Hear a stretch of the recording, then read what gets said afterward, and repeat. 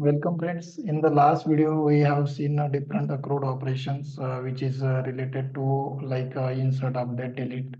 And in this video, we are going to see if this is this code is working, but it will accept by my client. If client gives us a requirement to develop API, will it accept that?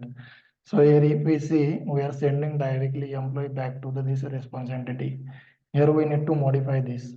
We need to add a response DTO object. We need to create response DTO and we need to send that back to the end user. As well as here if we see, I have not added exception here. So we need to add exception as well. If you have not seen previous video, please go and watch previous video. Then you will understand these further videos. So stay with me. I will update this code and we will modify this according to our requirements.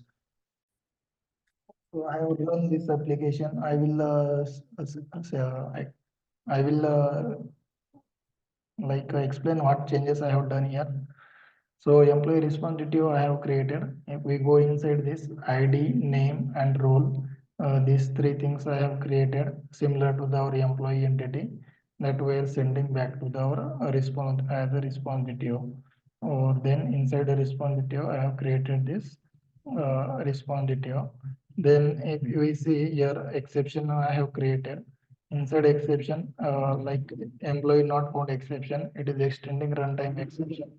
And I have created one global exception handler, which is handling our exception, handle employee not found exception.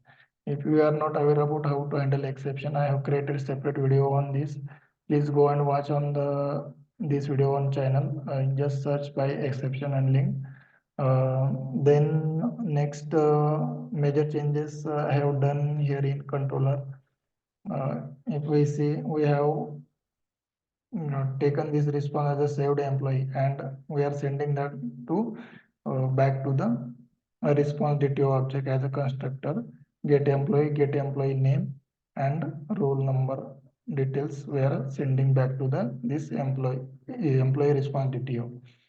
Next here if you see same similar to the get all employees as well, I have mapped this and sent back to the employee response DTO. As well as here if you see here I have handle exception. If employee not found with given record, we need to handle exception. So go inside this is extending runtime class. So let's see with example go inside our postman and we will hit this record. First we will create one record. Let's create one record with now I am sending this. So here new record should be created.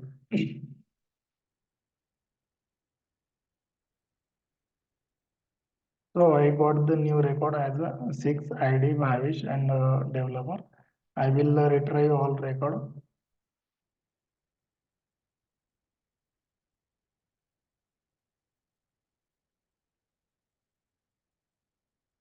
So I got the record from the database. Get employee by ID. I will hit this.